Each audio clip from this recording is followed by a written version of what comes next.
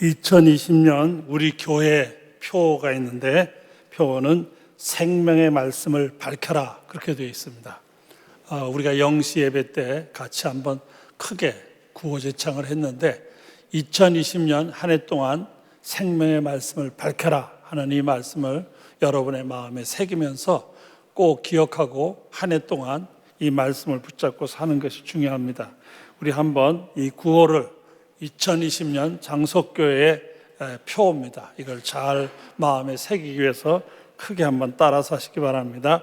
생명의 말씀을 밝혀라.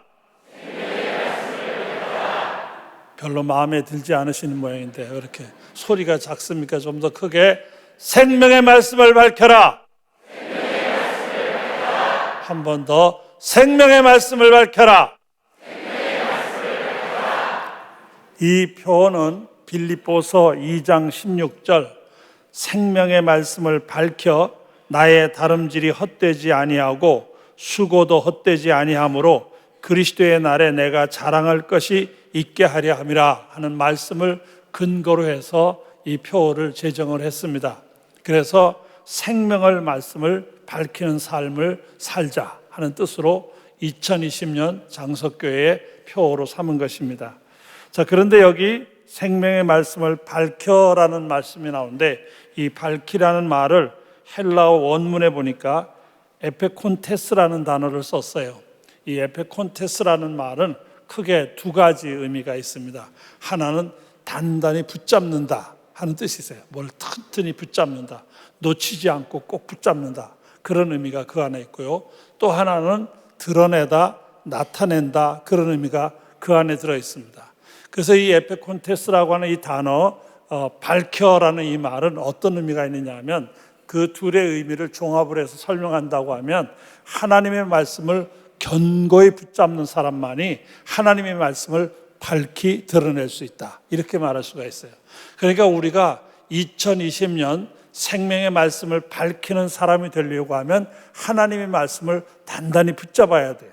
그리고 단단히 붙잡아야 말씀을 밝히 드러내는 사람이 될 수가 있어요. 2020년 표를 여러분의 마음에 새기고 또 카렌다도 있으니까 수시로 보면서 기도의 제목으로 삼아서 여러분의 삶이 생명의 말씀을 밝히는 복된 삶이 되시기를 주님의 이름으로 축원합니다. 오늘 본문 말씀인 이사야 40장 6절에서 8절에 보면 거기 이런 말씀이 있습니다. 제가 다시 한번 읽어드리면 말하는 자의 소리여 이르되 외치라. 대답하되 내가 무엇이라 외치리이까 하니 이르되 모든 육체는 풀이요 그 모든 아름다움은 들의 꽃과 같으니 풀은 마르고 꽃이 시들면 여호와의 기운이 그 위에 불미라. 이 백성은 실로 풀이로다. 풀은 마르고 꽃은 시드나 우리 하나님의 말씀은 영원히 서리라 하라 하는 말씀입니다. 여기 보면은 풀이라고 하는 것, 봄이 되면 새순이 나고 자라죠. 그러다 여름철 되면 무성해지면서 풀꽃이 핍니다. 그러다 가을이 되면 시들시들해지다가 그 다음에 말라 비틀어지고 겨울철이 되면 언제 그런 일이 있는지 알지 황량한 벌판으로 바뀌게 됩니다. 나무도 마찬가지죠. 나무도 봄이 되면 새순이 났다가 잎이 무성해졌다가 가을 되면 낙엽이 돼서 떨어지고 나면 앙상한 가지만 남게 됩니다. 이와 마찬가지로 인생도 똑같습니다. 인생도 이렇게 새싹처럼 어린이가 자라다가 싱싱한 젊은 시대를 지나면서 점점 나이가 들어가면 몸도 마음도 쇠약해집니다. 그러다 언젠가 하나님이 부르시는 그날 이 땅에서 존재도 없이 사라지게 되는 거예요. 그래서 이 들의 풀같이 또는 나무같이 인생도 그와 같이 시기에 따라서 세월과 함께 사라져 간다는 걸 말씀하시는 거예요. 그러면서 오늘 그 본문 말씀의 제일 마지막 부분에 뭐라고 되어 있냐면 이렇게 되어 있어요. 우리 하나님의 말씀은 영원히 서리라. 비록 이렇게 풀은 마르고 시들어져 없어지고 나무도 마찬가지고 인생도 마찬가지고 한번 왔다가 어느 정도 무성해지는 것 같다가 낙엽이 지고 사라져 없어지는 것처럼 그렇게 왔다 사라지는지 모르지만 하나님의 말씀만은 영원히 서 있다. 영원히 서 있다. 같은 말씀이지만 시편 119편 89절에 보면 좀 더 강하게 여호와여 주의 말씀은 영원히 하늘에 굳게 섰사오며, 여기는 이제 굳게 굳게 섰다라는 표현을 쓰고 있어요. 영원히 서되 굳게 서 있다. 우리 하나님의 말씀은 어떤 말씀이냐? 굳게 있는 말씀, 굳게 서 있는 말씀, 영원히 서 있는 말씀이라 이렇게 말할 수 있습니다. 자, 그러면 이 영원히 서 있다는 말씀이 어떤 의미를 가지고 있느냐? 이렇게 말할 수 있습니다. 세월이 바뀌고 시대가 바뀌어도 하나님의 진리는 변질됨이 없이 언제나 그대로 있다는 의미를 가지고 있습니다. 여러분, 세월이 많이 바뀌죠. 시대가 바뀌고 많이 바뀌어요. 그래도 하나님의 말씀만은 안 바뀐다 그 말이에요. 지금 성경은 전 세계에 2,000개 이상의 언어로 번역이 되어 있습니다. 그래서 지구상에 살고 있는 약 97%가 넘는 사람들이 성경을 읽을 수 있게 되었다, 그렇게 보도가 된 걸 본 적이 있어요. 그런데 사실은 이렇게 수많은 언어로 번역이 됐다고는 하지만은 신구약 성경이 완벽하게 다 번역된 것은 약 한 350에서 400개 언어 정도밖에 되지를 않습니다. 나머지 언어는 그냥 쪽복음이라든지 성경 몇 구절 정도 이렇게 번역이 되는 것이지 완벽하게 번역되지는 못했어요. 그래서 이 성경들이 이렇게 각 나라 말로, 구약은 원래 히브리어로 되어 있고 신약은 헬라어로 되어 있는데 이것이 각 나라 말로 번역을 합니다. 우리나라 말도 이걸 근거로 해서 번역을 했죠. 번역을 했는데 그냥 번역을 한 번 한 걸로 끝나는 게 아니라 시대를 따라서 말이 자꾸 바뀌는 거예요. 우리가 쓰는 언어가 자꾸 바뀌는 거예요. 예를 들어서 한 단어를 말하면 옛날에는 오라버니라고 불렀어요. 근데 지금은 오라버니라는 말을 쓰지도 않아요. 오빠라고 말이 바뀌었어요. 그러니까 만약 지금을 번역하면 오라버니라고 번역하면 무슨 말인지 무슨 옛날 사극에나 나오는 단어지 쓰는 말은 아니에요. 그러니까 오빠라고 번역을 해야 되는 것처럼 이렇게 단어가 발전하니까 거기에 맞춰서 성경도 번역을 하게 돼요. 그래서 우리 성경도 보면은 처음에 번역된 걸 구역이라고 그래요. 구역 성경이라고 그래요. 그러다가 여기서 조금 시대에 바뀌니까 거기에 맞춰서 단어들을 수정을 해가지고 개역성경이라는 게 나왔어요. 근데 이 개역성경도 그 말투가 너무 옛스럽다 해가지고 젊은이들이 쉽게 읽을 수가 없다, 젊은이들도 쉽게 읽을 수 있는 성경을 만들자 해가지고 번역된 것이 새번역이라는 성경이 나온 적이 있어요.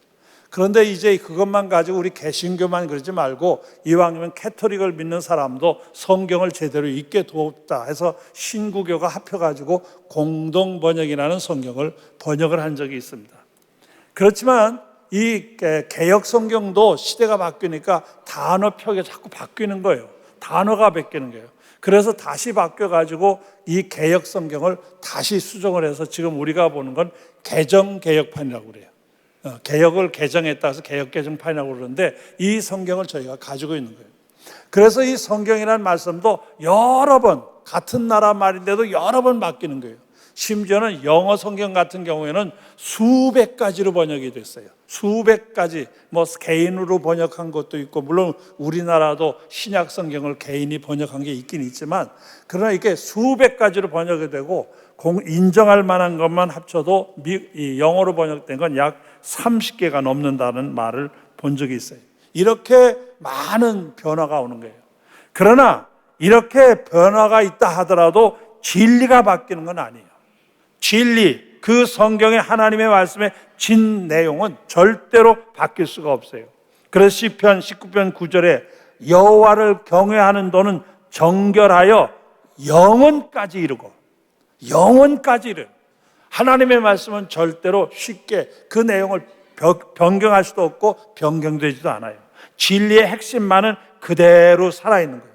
그래서 이 말씀은 항상 견고한 말씀이에요. 이 하나님의 말씀의 그 진리의 핵심은 절대로 바뀔 수 없는 생명의 진리라 그 말입니다.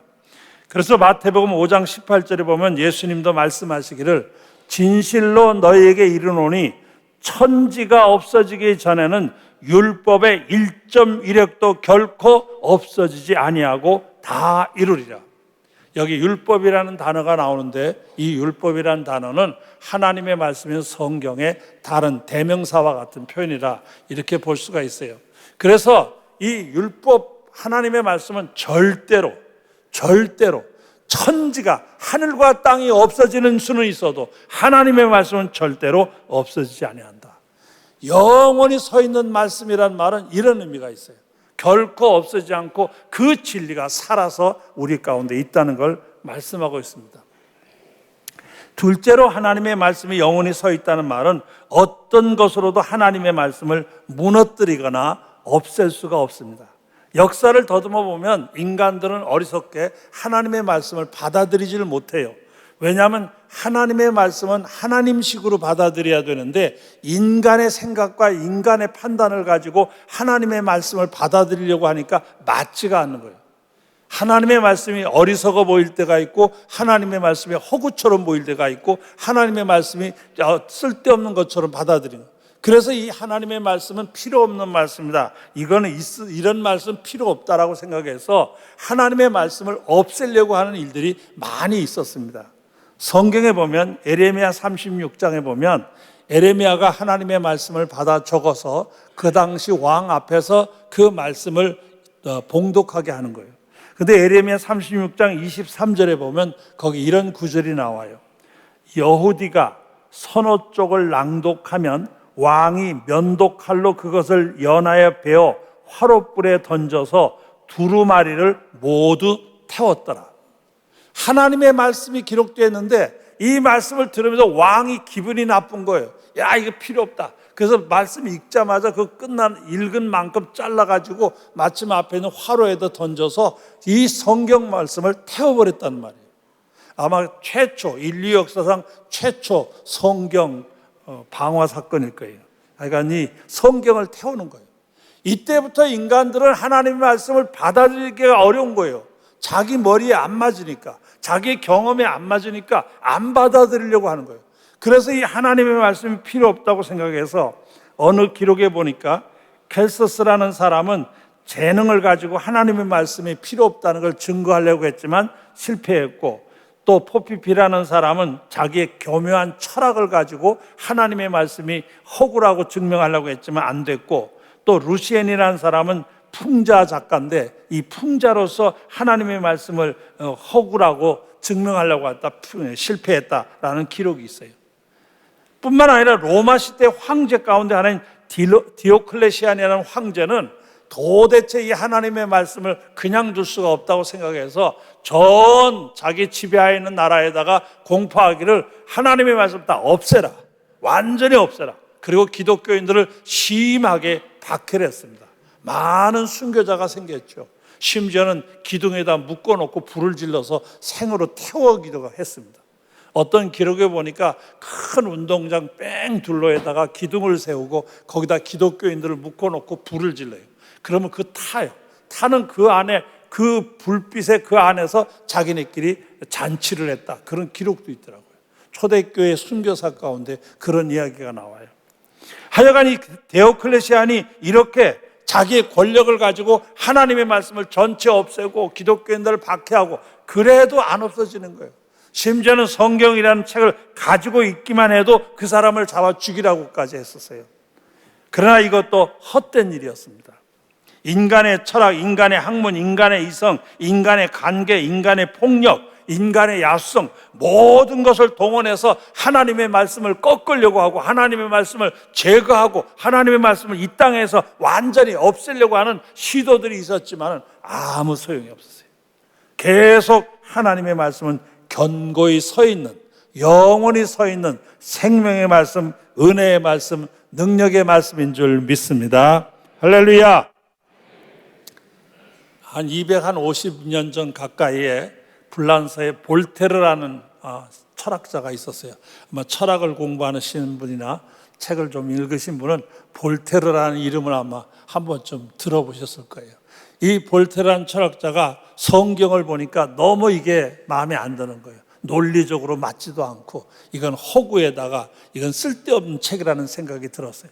그래서 그가 이렇게 말을 했어요. 앞으로 얼마 안 가면 이 성경은 이 땅에서 저절로 사라질 것이다. 아무 의미 없는 책이고 이건 쓸데없는 책이기 때문에 얼마 안 가서 이 책은 완전히 사라지고 말 것이다. 이렇게 떠든 적이 있었어요. 그런데 무슨 일이 벌어졌냐 하면 그 다음에 얼마 안 가서 이 볼테르의 집을 어디서 샀느냐 하면 불란서 성경책을 만들어 판매하는 성소공회가 그 건물을 샀어요. 그리고 거기에서 성경을 만들어 파는 성소공의 그 건물이 됐어요. 하나님의 말씀이 더 이상 없을 것이다 했는데 오히려 그 말한 그 집에서 하나님의 말씀을 더 널리 퍼지게 하는 성소공의 건물이 됐다, 그 말이에요. 사도행전 12장에 보면 초대교회에 많은 박해가 있었어요. 기독교인들에 대한 박해와 심한 박해가 있었어요. 그런데 사도행전 12장 24절에 보면 거기 뭐라고 되어 있냐면 하나님의 말씀은 흥왕하여 더하더라. 박해가 심하면 심할수록 더 크게 하나님의 말씀이 역사가 있었다는 것을 기록하고 있어요. 우리 하나님의 말씀은 살아있는 말씀, 생명의 말씀, 능력의 말씀인 줄 믿습니다. 셋째로 영원히 서 있는 말씀이라고 하는 이 말씀의 의미는 어떤 의미가 있느냐 하면 이 진리가 어떤 경우에도 변질되지 않는다는, 이 생명의 진리는 절대로 변질되지 않는다는 의미와 함께 어떤 힘으로도 이 말씀을 제거하거나 말씀을 꺾을 수 없다는 의미와 함께 한 가지를 덧붙인다면 하나님의 말씀, 이 영원한 말씀을 붙들고 그 말씀 안에 사는 사람도 영원히 참 생명을 누릴 수가 있어요. 이 생명의 진리, 이 영원한 말씀을 붙잡는 사람들은 영원한 생명을 누릴 수 있고 견고히 서는 사람이 될 수가 있어요. 예수님께서도 마태복음 7장 24절 이하에 보면 이런 말씀을 하셨어요. 그러므로 누구든지 나의 이 말을 듣고 행하는 자는 그 집을 반석 위에 지은 지혜로운 사람 같으리니 비가 내리고 창수가 나고 바람이 불어 그 집에 부딪히되 무너지지 아니하나니 이는 주철을 반석 위에 놓은 까닭이요.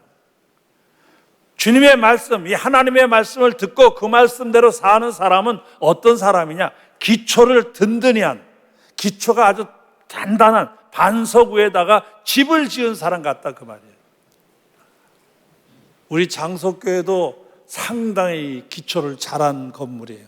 이게 땅을 지하 한 4층까지 팠는데 정확한 기억이 아닌지 모르지만 그때 여기서 파낸 흙 트럭이 한 7,000대 정도 트럭으로 풀어냈다는 얘기를 들은 것 같아요. 엄청난 양이죠. 이 밑에 바위가 있습니다. 저 벽 쪽에도 지금 바위가 있는 데다 했었는데 그래서 사실은 바위가 좀 제대로 있으면 벽을 저렇게 나무로 안 하고 그 바위를 살려서 그냥 바위가 있는 벽을 만들어 볼까 했는데 그 벽에 바위가 금이 많이 가 있어요. 크랙이라고 그러는데 그 크랙이 있어서 그걸로 자꾸 물이 새기 때문에 할 수가 없었어요. 이게 기초를 굉장히 잘했어요. 아주 든든하게. 정말로 어떤 일이 있어도 아마 무너지지 않을 거예요. 왜? 기초가 좋으니까. 말씀의 기초를 두는 인생도 마찬가지예요. 말씀의 기초를 두는 인생은 비가 오고 바람이 불고 창수가 나도 흔들리지 않는 그런 건강한, 그런 튼튼한 집처럼 그 인생이 견고히 설 수 있어요. 여러분의 말씀 안에 기초를 둠으로 말미암아 아무리 어려운 세상, 견디기 어려운 세상, 환난과 시험과 역경에 다가오는 이 세상이지만 견고히 설 수 있는 귀한 믿음이 되시기를 주의 이름으로 축원합니다. 하나님의 말씀을 가까이 하다 보면 어떤 일을 발견하게 되느냐? 제일 먼저 사람들이 하나님의 말씀을 자꾸 읽다 보면 뭘 봐? 내가 죄인이구나 하는 걸 깨닫게 돼요. 세상의 것은 알고 하나님이 우리 모두 죄인이라는 거예요. 로마서 3장 23절 모든 사람이 죄를 범하였음에 하나님의 영광에 이르지 못하더니 모든 사람이 다 죄인이, 나도 죄인이요. 죄인이라는 걸 깨닫게 돼요. 그럼 내가 죄인이면 어떻게 해야 되느냐 하고 고민하면서 성경을 읽다 보면 성경에 너희가 성경에서 영생을 얻는 생각하고 성경을 상고하거니와 이 성경이 곧 내게 대하여 증언하는 것이다. 요한복음 5장 39절에 보면 이 성경을 통해서 누구를 발견할 수 있느냐? 예수를 발견할 수 있어요. 내가 죄인인 걸 발견했는데 죄인 문제를 가지고 고민하면서 성경을 읽다 보니까 내 죄를 해결할 수 있는 구세주가 있어요. 근데 그 구세주가 누구냐? 예수예요. 이 예수를 발견하고 그 예수를 발견하고 그가 나를 위하여 십자가에 돌아가시고 피 흘려주신 사실을 믿음으로 바라보는 순간 누구든지 그를 믿으면 멸망하지 않고 영생을 얻게 하려 합니다. 이 은혜의 역사가 우리 안에서 이루어지게 되는 거예요. 말씀을 가까이 하다 보니까 이런 일이 되는 거예요. 그래서 디모데후서 3장 15절에도 보면 또 어려서부터 성경을 알았나니 성경이 능히 너로 하여금 그리스도 예수 안에서 믿음으로 말미암아 구원에 이르는 지혜가 있다 그랬어요.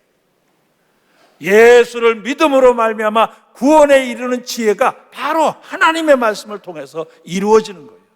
그러니까 이 말씀을 가까이 하는 사람은 말씀 안에서 구원의 은총을 누리게 되고 말씀과 함께 영원히 서는 은혜의 사람이 되는 줄 믿습니다. 이게 바로 은혜의 역사예요.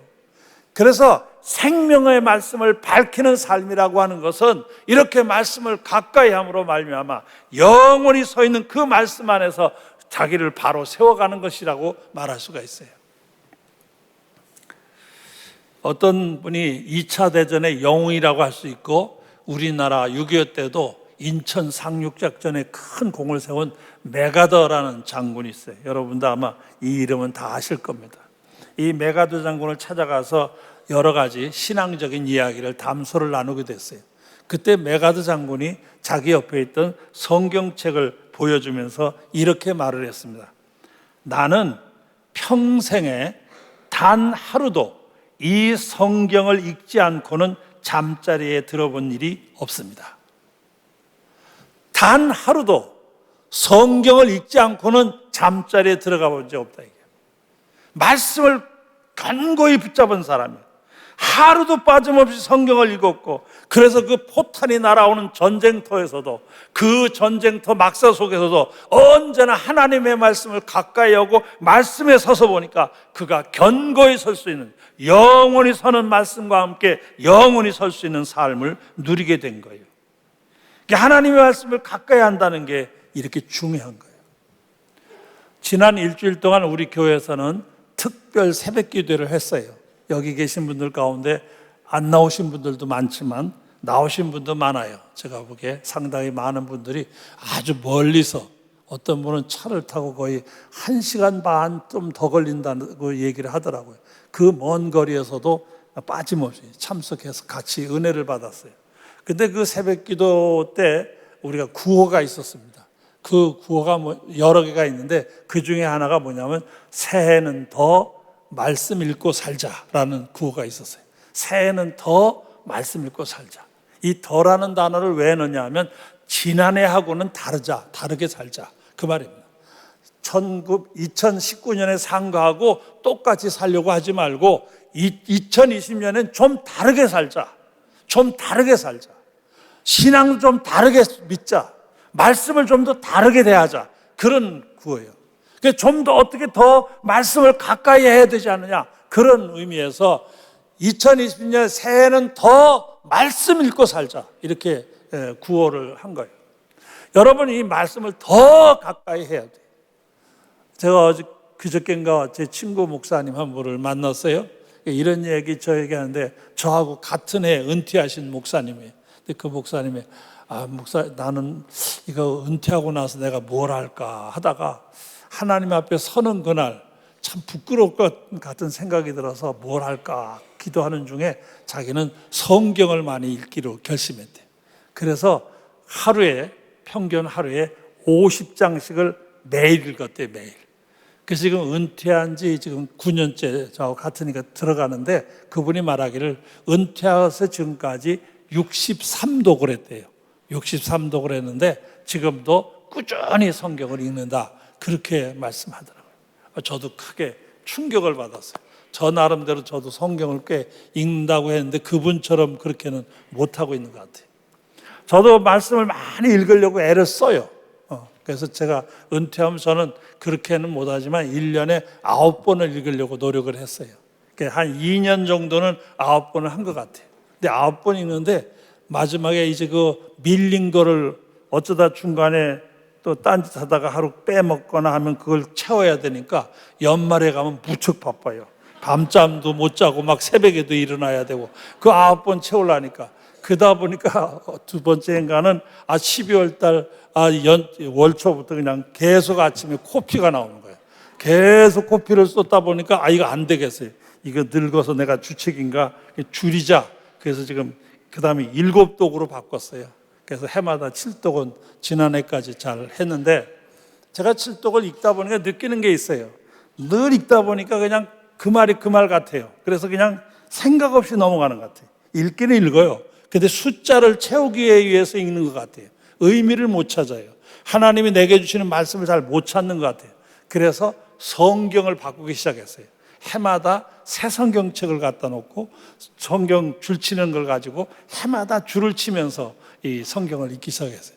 줄 치는 성경을 치다가 보니까 이거는 큰 아들네, 이건 둘째네, 이건 셋째네, 사위, 며느리, 손자들, 손녀들 줄거리 다 해서 숫자별로 다 꽤 많이 만들었죠. 그래서 그거 하나씩 다 주려고 이놈들이 좋아할지 안 좋아할지는 모르지만 이건 줘야 되겠다 해서 그걸 만들었어요.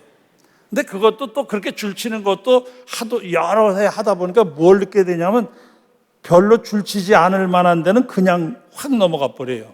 뭔지도 모르고. 그리고 꼭 이상하게 줄칠 때쯤 되면 여긴 좋은 구절이 있지. 그래가지고 그걸 눈여겨보면서 거기는 줄을 치는데 다음은 그냥 넘어가는 것 같아요. 이거 어떻게 좀 더 그 숨은 비밀이 여기도 있을 텐데 어떻게 할까? 근데 마침 어떤 분이 저한테 한 3년 전인가 소개하기를 여기 우리 장석교회에도 많은 분들이 하시더라고요. 뭐냐면 타이핑을 해가지고 성경을 전체 치는 게 있어요. 그래서 그걸 제가 한 3년 전에 누가 소개를 해서 그런 프로그램이 있냐고. 그래서 컴퓨터에 들어가서 보니까 그게 있더라고요. 그게 치기 시작을 했어요. 그게 좀 더 나은 것 같아요. 그래서 지금 1년에 2번 치고 5번 읽자 해가지고 지금 시작을 했는데 그래서 지금까지 치는 거는 6번 치고 7번째 지금 치기 시작을 했어요. 그래서 성경 전체를 치는 건데 제가 보기에도 괜찮은 것 같아요. 더 말씀을 어떻게 가까이 할 수 있느냐를 자꾸 생각하는 거예요. 왜? 말씀이 영원히 서 있는 것처럼 우리가 견고히 서기 위해서 흔들리며 반석 위에 세운 집과 같은 내 인생을 만들기 위해서 하나님의 말씀과 함께 해야 되는 거예요. 2020년 우리 교회 표 잘 아시는 대로 이제 생명의 말씀을 밝혀라 했는데 정말 여러분이 말씀을 더 가까이 해서 여러분이 정말 기초를 든든히 한 반석 위에 세운 집과 같이 될 뿐만 아니라 생명의 말씀을 밝히는 귀한 믿음의 역사, 은혜의 역사가 함께 하시기를 주님의 이름으로 축원합니다. 축원합니다.